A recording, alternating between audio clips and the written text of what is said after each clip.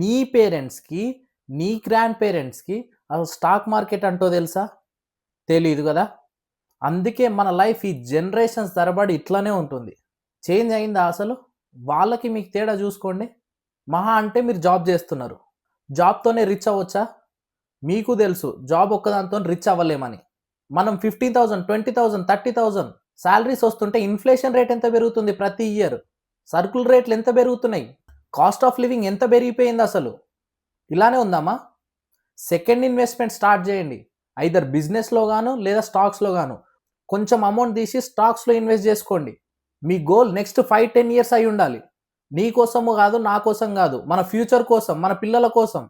ఈ జాబ్ ఒకటే జేస్తే నువ్వు 40 ఇయర్స్ స్లేవ్ లాగా పని జేయాలి. మళ్ళీ ఆ 40 ఇయర్స్ తర్వాత నీకు జాబ్ పోతది. నువ్వు మళ్ళీ టెన్షన్ పడాలి అప్పుడు. మీరు రిచ్ అవ్వాలంటే, ఫ్యూచర్‌లో సర్వైవ్ అవ్వాలంటే మనీని మనీతో వర్క్ జేయించండి. స్టాక్ మార్కెట్ అని ఎందుకు అంటున్నా ప్రతిసారి? మన ఇండియాలో మనం చిన్నప్పటి నుంచి మన పేరెంట్స్, మన గ్రాండ్ పేరెంట్స్ నుంచి చెప్తున్నారు.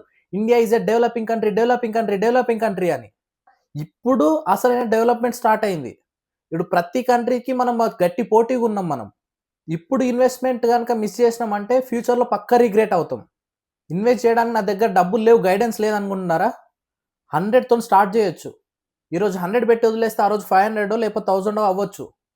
చిన్న అమౌంట్‌తోని స్టార్ట్ చేయండి. అండ్ నేను కూడా వీడియోస్ చేస్తూ ఉంటా. అవేర్‌నెస్ కల్పిస్తా ఖచ్చితంగా. మీరు బిగినర్స్ అయినా పర్లేదు, అసలు స్టాక్‌లో ఇన్వెస్ట్ చేయకపోయినా పర్లేదు ఇప్పటివరకి. ఈరోజు ఫస్ట్ వీడియో పెట్టాను చూడండి. ఇంకో 2, 3 వీడియోస్ వచ్చేంత వరకు అబ్జర్వ్ చేయండి. దాని తర్వాత మీకు బేసిక్ ఐడియా వస్తది. దాని తర్వాత మీ ఇష్టం.